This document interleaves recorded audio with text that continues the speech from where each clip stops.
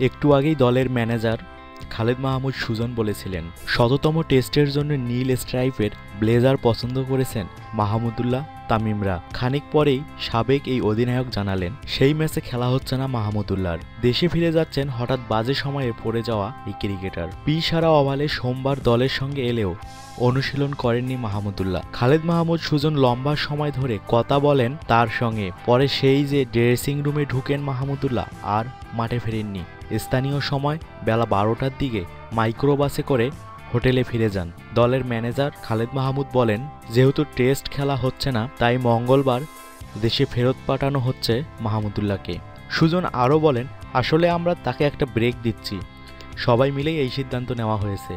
আমরা চাচ্ছি রিয়াদ আবার নিজেকে ফিরে পাক, সেজন্য তাকে বিশ্রামে পাঠানো। আমার বিশ্বাস কিছুদিন বিশ্রামে থাকলে আবার সে আগের মতো নিজেকে ফিরে পাবে। তবে সীমিত ওভারের ক্রিকেটে ফিরতে পারেন তিনি। সুজনের ভাষায়, ও আমাদের অনেক সিনিয়র খেলোয়াড়, এখানে শততম টেস্ট হবে যেখানে জুনিয়ররা খেলবে আর ও চেয়ে চেয়ে দেখবে, এটা ওর জন্য অসম্মানের। তাই আমরা সিদ্ধান্ত নিয়েছি রিয়াদকে দেশে পাঠানোর।